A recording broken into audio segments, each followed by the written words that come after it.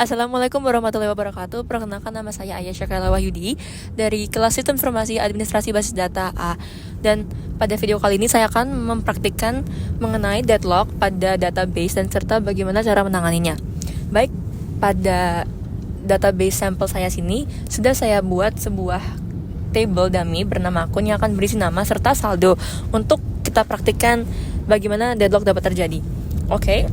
Dan untuk datanya sudah saya masukkan data dummy dengan nama Alice dengan saldo 1000 dan juga Bob dengan saldo 1000. Alice memiliki ID 1 dan Bob memiliki ID 2. Untuk mempraktikkan ini kami akan menggunakan dua tab transaksi karena itulah bagaimana deadlock terjadi. Pertama-tama saya akan mengupdate akun ID 1 dari transaksi pertama seperti ini.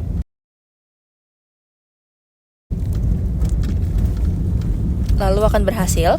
Setelah itu saya akan pergi kepada tab kedua, transaksi kedua, dan akan juga merun update pada ID kedua. Tadi kan update ID pertama dan ini ID kedua, begitu. Jadi masing-masing dari tab ini akan menjalankan update, namun dengan ID yang berbeda. Namun setelah itu transaksi pertama akan menjalankan update pada ID yang kedua yang dijalankan tadi pada transaksi kedua, seperti ini. Oke, berhasil. Lalu yang terakhir, sebenarnya dalam proses ini transaksi pertama itu sedang menunggu proses commit dari transaksi kedua karena sama-sama akan melakukan update pada ID 2. Nah, setelah itu transaksi 2 juga akan menjalankan sebuah update pada ID pertama yang akan kembali menunggu pada commit transaksi pertama. Akan saya jalankan juga. Dan akan terlihat bahwa terjadi loading yang sangat lama dan akan memunculkan kata-kata error deadlock begitu. Oke, akan muncul sebuah error yakni error deadlock terlihat di sebelah sini. Nah, oke, begitulah bagaimana deadlock terjadi. Jadi transaksi pertama ini menunggu sebuah commit atau prosesnya selesai dari transaksi kedua. Lalu transaksi 2 juga looping kembali menunggu proses dari transaksi pertama. Oleh karena itu lingkaran ini terjadi dan akhirnya deadlock terjadi.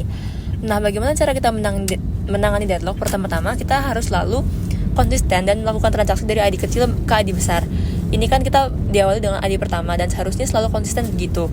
Baru setelah semua perubahan terjadi pada ID pertama, baru kita beralih untuk membuat update pada ID kedua. Lalu juga untuk menangani deadlock pada momen saat terjadi itu juga bisa dilakukan rollback seperti ini.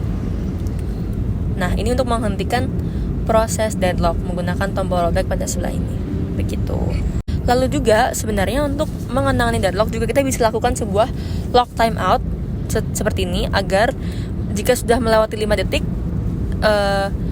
proses akan merollback sendirinya agar tidak terus-menerus loading seperti tadi begitu.